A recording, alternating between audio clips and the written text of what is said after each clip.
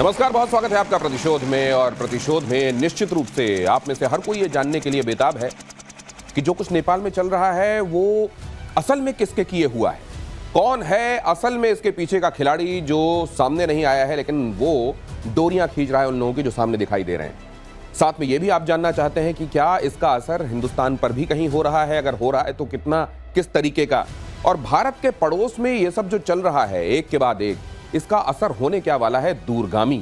इसको हम समझेंगे। प्रतिशोध में हमारे साथ खास मेहमान जनरल सिन्हा मेरे साथ जुड़ चुके हैं, कैप्टन श्याम भी मेरे साथ यहाँ मौजूद हैं। बहुत स्वागत है सर, गुड इवनिंग, जय हिंद।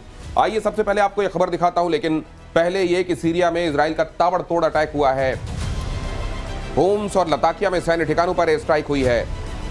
पलमायरा में हथियार और बारूदों के गोदामों पर हमला हुआ है। सीरिया के सैन्य ठिकानों को तबाह करने के मकसद से अटैक हुआ है। सीरिया के सैन्य ठिकानों को तबाह करने के मकसद से यह अटैक हुआ है। इजराइल एक साथ कितने सारे मोर्चों पर मुब्तला है ये भी यहां दिखाई दे रहा है, और ये भी दिखाई दे रहा है कि किस तरीके से हर जगह पर वो पूरी इंटेंसिटी के साथ अपना प्रतिशोध ले रहा है। जनरल सिन्हा, ये सीरिया में बीच बीच में वहां से खबरें आ रही हैं, हम लगातार देख रहे हैं कि वहां पर लगा, और आप वो कॉरिडोर के बारे में बताते रहते हैं कि क्यों ये इंपॉर्टेंट है जगह, यहां कितनी देर में क्या हम होते हुए इवेंचुअली देख सकते हैं? देखिए, सीरिया में तो पूरी परिस्थितियां बदल गई हैं। जब से आपने बशर असद की सरकार वहां से गई है, वहां से रशिया भी निकल गया है। लताकिया वही जगह है जहां पर उनकी नेवल बेस हुआ करती थी कभी, और एयर बेस थी वहां पर, एयर और नेवल बेस नीचे उसके। देखिए, जो हो रहा है अभी टर्की से है। इससे टर्की ने काफी उनको मिसाइल सप्लाई की है। टर्की ने एयर डिफेंस होम्स के अंदर में इनका बड़ा जखीरा था, उसको खत्म किया है, और वो बनने नहीं देंगे। जो टर्की की विभिन्न आप दमास्कस के एरिया में जो उन्होंने किया था उसको भी खत्म किया है। तो लड़ाई ये है, आज के दिन में पूरा का पूरा जो स्पेस हुआ है वो टर्की लेना चाहता है। यहां से तो निकल गए, अमेरिकन भी निकल गए यहां से। अमेरिकन का बेस वहां नहीं है, जो खास करके कुर्द के इलाके में था अमेरिकन बेस, वहां से चुपचाप बिना बोले निकल गए, इराक से निकल गए। अभी वो स्पेस को लेना चाहता है टर्की, और इजराइल उसको आने नहीं देगा। उनके टर्म्स एंड कंडीशन में आएगा तो करना, खास करके दमास्कस में आप ये देखिए, आप गोलान हाइट के इलाके में जो उन्होंने एक्सटेंड किया है बफर जोन को, और इससे उन जगहों पे के सैन्य का अड्डा है। जो लताकिया में क्या है, उन्होंने बैरक में मारा है, और बैरक में वो मारा है जहां पर उनकी जो सेनाएं हैं, खास करके जो अभी वहां रिजीम आई है, रिजीम चेंज तो हुआ है, वो अमेरिकन के मिलने से रिजीम चेंज हुआ है। अमेरिका का कहीं टैसिट सपोर्ट है टर्की के ऊपर में, और अरब का भी टर्की के ऊपर, मगर इजराइल नहीं चाहता इसको। तो ये जो संघर्ष है, और मैं एक चीज और जानना चाहता हूं, कैप्टन श्याम कहते हैं कि don't open all the fronts, एकदम से एक साथ सारे फ्रंट्स नहीं खोलना चाहिए। इजराइल के बारे में लागू नहीं होता।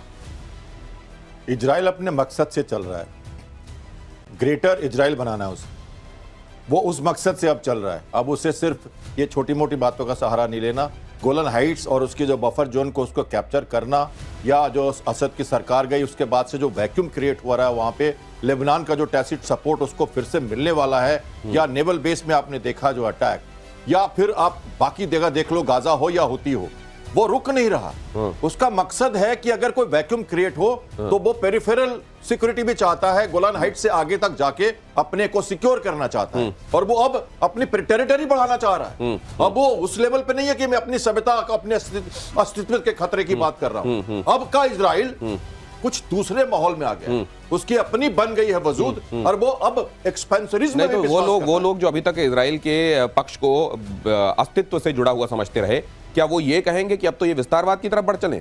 अपने लेवल पे वो चाहता है कि सिक्योरिटी, मतलब कहते हैं ना, जर्मिनेट ना कर जाए फिर से, तो वो ऐसी सिक्योरिटी लेना चाहता है जो फिर से कोई जर्मिनेट करे ना करे, और उसको कोई फिर से सुरक्षा ऐसी हो जो अब वंस एंड फॉर ऑल हो। ऐसा नहीं कि कुछ कुछ दिनों में खरपतवार की तरह कटाई बार बार करनी पड़े। और गाजा में मल्टी स्टोरी बिल्डिंग पर ताबड़तोड़ अटैक की खबर देखिए।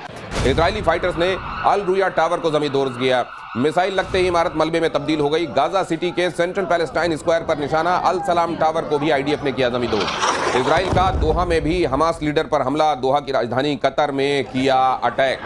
तो उधर दोहा की राजधानी कतर में अटैक, इजराइल का दोहा में हमास लीडर पर हमला, इधर अल सलाम टावर को आईडीएफ ने जमींदोज किया। उसके पहले मैं आपको यह भी बता रहा हूं, गाजा सिटी के सेंट्रल पैलेस्टाइन स्क्वायर पर भी निशाना, इसको भी निशाना बनाया गया इजराइल की तरफ से, और यहां अल रुया टावर भी जमींदोज किया गया। कुल मिलाकर पूरे गाजा को समतल करने में इजराइल लगा हुआ है। अब यहाँ के एक्शन के बारे में जनरल सिन्हा, ये तो आप कह ही रहे हैं कि 7 अक्टूबर, मुझे लगता है जिस इंटेंसिटी से हो रहा है, मे बी बिफोर दैट। देखिए, और ये इंटेंसिटी बढ़ गई है। वो मान चुके थे कि यदि वो हथियार डाल देते हैं हमास को, बख्शने के लिए तैयार थे। मगर जैसे ही उसने जेरूसलम में कल किया, आपने कवर किया था उसको, जिस तरह से उन्होंने आत्मघाती हमला वहां हुआ है, उसके बाद तो इन्होंने ठान ली एक के एक बाद। और ये जो बिल्डिंग अभी गिराई है, देखिए इतने बड़े बड़े स्ट्रक्चर से जो गिर रहे हैं, ये कितनी बड़ी बिल्डिंग है, ताश के पत्ते के तरह गिर रहे हैं। तो ये अब यहाँ पर ठीक है अब, लेकिन इसके बाद अब ये इसका रिकंस्ट्रक्शन, इसको बसाना बनाना, ये भी एक बड़ा चैलेंज होगा आगे। यही तो है पैसा का गेम। बहुत सारे अरब के देश इसमें करना चाहते हैं, और यही चाहता है अमेरिका। यहीं से देखिए, ये चीजों को लेकर के वो तो स्टेट बनाना चाहता है, टूरिस्ट स्पॉट बनाना चाहता है। और ये जो इलाका है गाजा पट्टी है, हिस्टोरिकली आप देखिए, अलेक्जेंडर ग्रेट से लेकर के आज तक की सब लोग इस पट्टी को चाहते हैं। और ये छोटी पट्टी है 41/10 किलोमीटर का, मगर इतिहास के पन्ने में यदि इसको खंगालिएगा आप, तो आपको इतनी जगह मिलेगी कि सारे जो भी हैं, जिस भी सदी के अंदर लोग हैं, इसको चाहते हैं। और आज वही दिख रहा है जो इजराइल कर रहा है। यहाँ की तो वॉलेटाइल हिस्ट्री रही है, क्या अब ये वॉलेटाइल हिस्ट्री हमेशा के लिए बदल जाएगी या वो अपनी जगह कायम रहेगी? देखिए, आज के पिछले 50 सालों में देखें तो लेबनान जो ईसाई धर्म से चेंज होकर वो जो आज की स्थिति में है, या इजराइल जो कहते हैं ना, अटलांटिक से मिडिल ईस्ट का एक झरोखा है, पायदान है, जहां से अमेरिका और यूरोपियन कंट्री झांकते हैं मिडिल ईस्ट पे। तो ये गाजा की पट्टी उसी जगह की बात हम करते हैं, जो इसलिए इंपॉर्टेंट है कि वहां से वो पूरे देश को झांकते हैं। अब तो देखो, मिडिल ईस्ट में हर जगह बेसिस बन गए हैं, लेकिन एक जमाना था जब यहां से वो शुरुआत होती थी। और इजराइल एक ऐसी जगह थी जहां से अमेरिका और यूरोपियंस अपने आप को समझते थे मिडिल ईस्ट में आने का एक जगह। और अब आप इलियट की तरफ देखो, जहां पे आप अटैक्स देख रहे हो, साउथ इजराइल में देख रहे हो, हूती चाह रहे हैं कि वो जो इजिप्ट के साथ उनका जो बॉर्डर है वहां अटैक्स कर रहे हैं, तो साउथ में तंग कर रहे हैं। और दूसरी बात मैं कहना चाहूंगा, मिलिट्री और पुलिसिंग दो रोल बन गई है आज के इजराइल। सर, ये लेकिन ये देखिए ना, आप ये जो हम तस्वीरें दिखा रहे हैं, बात कर रहा हूं मैं, ये हमास हो, हिजबुल्लाह हो, हूती हो, उनके लोग जहां मिलेंगे वहां टारगेट होगा। ये देखिए कतर में क्या हुआ है, ये तस्वीरें मैं आपके सामने रख रहा हूं। कतर में ये दोहा के भीतर देखिए किस तरीके से हमास के एक आतंकवादी को निशाना बनाया गया है। ये वहां की तस्वीरें दिखा रहा हूं मैं आपको। देखिए, यदि आप कतर की बात करते हैं तो सबसे ज्यादा किसी ने कतर ने हमास को सपोर्ट किया है तो कतर ने किया है।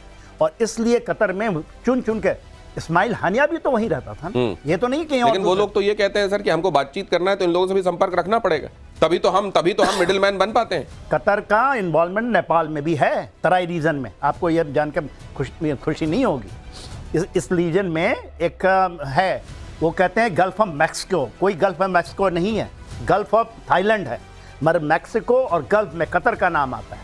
कतर ऐसा देश है जहां पर उसके हाथ पाकिस्तान के साथ भी हैं, ठीक है, भारत के साथ भी उसके अच्छे संबंध हैं, मगर वो गेम जो खेलता है पूरे देशों में, और कतर का सब यूज करते हैं, अमेरिका यूज करता है, अल जजीरा वहीं से चलता है। कतर को जहां भी मेडिटेट करने की जरूरत हो, बीच बचाव करने की जरूरत हो, वो कतार में आ जाता है। तो कतर का ये हमेशा से रहा है। और मैंने पुलिसिंग की बात की थी, मोसाद जाके मार रहा है, मिलिट्री एयर स्ट्राइक्स चल रही है। और जो रोबो की बात की थी आपने, गली गली में, क्योंकि एक तरह से पुलिसिंग की काम हो रही है। अब क्लींजिंग हो रहा है, अब जेरूसलम में, वेस्ट बैंक में, गाजा में क्लींजिंग भी हो रही है। लेकिन मैं ये समझना चाहता हूं सर कि इस तरीके में ये जो कतर ने अपनी एक खास वैल्यू बनाई हुई है, मीडिएशन वाली वैल्यू, मैं ये देखता हूं कि वो अफगानिस्तान वाले मामले में भी मीडिएशन के लिए पहुंच जाता है, वो मिडिल ईस्ट वाले मामलों में भी मीडिएशन के लिए। ये क्या तब होता है जब दोनों तरफ के लोगों से आप संपर्क में होते हैं? और अगर ऐसा होता है तो फिर वहां पर इनका पाया जाना, फिर ये क्या हमास को पनपाने वाले लोगों में माना जाएगा, या ये माना जाएगा कि कनेक्ट इसलिए रखते हैं ताकि मीडिएशन के समय बातचीत कर सके? बिचौलियों का इतिहास रहा है जिनेश जी। ये तो बिचौलिए हैं, ये तो एजेंट हैं। इनके पास पैसा है, इनके पास जगह है, इनके पास लग्जरी की सिचुएशंस है, प्लेस है, एनवायरनमेंट है, वहां ये लोगों को जनरल सेना भी कुछ ऐड करना चाह रहे हैं। देखिए, यदि पर्शियन गल्फ में आप देखेंगे ना, सबसे बड़ा यूनाइटेड स्टेट्स का एयर बेस है वो कतर में। इसके अलावा कतर के अंदर में अल जजीरा, वो अमेरिकन है, वो नहीं कि आप कहेंगे मिडिल ईस्ट को cover.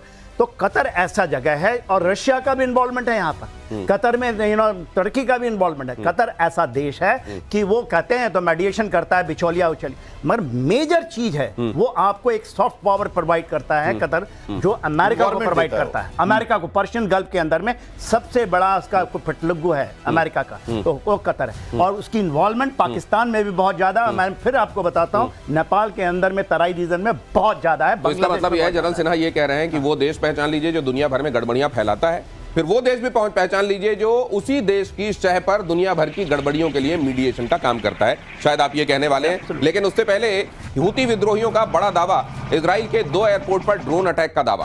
Ben Gurion Ramon airport पर हमला, डेमोना के संवेदनशील ठिकानों पर भी हमला, अटैक के बाद आसमान में आईडीएफ हेलीकॉप्टर्स की मूवमेंट। अब ये बेन गुरियन का नाम तो हर दिन आप थ्रेट परसेप्शन के हिसाब से सुनते रहते हैं, लेकिन आप ये भी जान लीजिए कि बेन गुरियन का ये तमाम हमले बाल भी बांका नहीं कर पाते हैं। ये बात और है कि उसको हमेशा टारगेट करने की कोशिश की जाती है और रेमन एयरपोर्ट को भी यहां टारगेट करने की कोशिश की गई है। हूती विद्रोही लगातार, और हूती विद्रोहियों के चक्कर में आप देख रहे हैं कि वहां इजराइल का पलटवार जो है वो अपनी क्रोधाग्नि में न जाने कितनों को खाक कर रहा है। अब यहां पर मैं एक एक करके उन फ्रंट्स, तमाम फ्रंट्स की बात कर रहा हूं जहां पर इजराइल इन दिनों अपने दुश्मनों से निपट रहा है, और उनमें से एक फ्रंट ये भी हूती विद्रोहियों के साथ लड़ाई, और हूती विद्रोहियों की भी हिमाकतें लगातार जारी। मैं ये जानना चाहता हूं, इजराइल ने तो हमेशा अपना एग्रेसिव फ्रंट अपने सुरक्षा के लिए सामने रखा है, लेकिन ये हूती को इतना सपोर्ट कैसे मिलता जा रहा है कि इतना सस्टेन कर पा रहा है इजराइल के खिलाफ? देखिए, हूती का क्या है, वो आपका ऑप्टिक में ज्यादा 63 मिसाइल्स अभी तक आए हैं। ये 15 नवंबर 2023 से ये कर रहा है कार्रवाई, और 16 ड्रोन भेजे हैं। और देखिए, एक ड्रोन भेज दिया, एक हो गया। बल्गोरियन, आप एयरपोर्ट की बार बार बात करते हैं, मगर उसको मार गिराया जाता है। देखिए, वो खास करके बहुत इफेक्टिव है रेड सी के ऊपर, आपने बल अल मंडेब के ऊपर में जितना ज्यादा वो इफेक्टिव है, मगर उनके प्रधानमंत्री पूरे के पूरे उनके जो लीडरशिप है उसको मार रहा है, और बहुत इफेक्टिव। और हमास भी घुसा हुआ है अंदर। कोई हमास की बात नहीं करता कि ये कैसे हूती के अंदर जाके क्या ऑपरेट कर रहा है। वॉल स्क्रीन पे जो आप देख रहे हैं हेलीकॉप्टर्स का, इसको भी समझिए। जी जी, बताइए क्या देख रहे हैं आप? ये देखिए ड्रोन को अटैक करने का तरीका देखिए कैसे। आप कहते हैं ना बड़ा टारगेट है ड्रोन, छोटे छोटे ड्रोन होते हैं, आप मिसाइल्स का अपना बर्बाद ना करो उनको, तो ये अटैक करके एक तरह से डिटरेंस देते हैं उनको, ताकि वो वहां पे अटैक ना कर सके। अब ये हेलीकॉप्टर से भी चेज होके ड्रोन्स को मारा जा रहा है, तो अटैक हेलीकॉप्टर्स का रोल बन रहा है नए वॉरफेयर में। ये हमें दिखाया जा रहा है कि हेलीकॉप्टर्स, इसलिए बार बार वो कह रहे हैं आईडीएफ हेलीकॉप्टर से चेज कर रहे हैं उनको। मतलब अब आ गए, घुस गए, और हमने अपने आने दिया उनको, क्योंकि हम अपने जो एयर डिफेंस है उसको बर्बाद नहीं करना चाहते। हमारे पास कई लेयर्स के डिफेंस है, उनमें से सबको हम घेरते हुए यहाँ तक ले आ रहे हैं, और ये इक्के दुक्के अगर आ भी गए तो ये लास्ट अटेम्प्ट है हमारा हेलीकॉप्टर से उनको डिस्ट्रॉय करने का। तो काउंटर मेजर है ड्रोन्स के अगेंस्ट में जो आप दिखा रहे हैं। लेकिन सर, जब ये काउंटर मेजर है और ड्रोन्स के अगेंस्ट आप अपने पायलट्स को भेज रहे हैं, आपके पायलट्स इसको ऑपरेट कर रहे हैं, लेकिन वो एयर टू एयर फायर नहीं करते मिसाइल्स, ये ड्रोन लॉटरिंग म्यूनिशंस के साथ आ रहे हैं, एयर टू सरफेस टारगेट्स के साथ आ रहे हैं। ये एयर टू एयर फायर नहीं कर सकते, इनका रोल अलग है, इसलिए उनके अगेंस्ट जाया जा रहा है। और जैसे ड्रोन वैसा अटैक, जैसा ड्रोन जैसी थ्रेट वैसा ही उसका काउंटर। और नेपाल में जेन जी के दबाव में राष्ट्र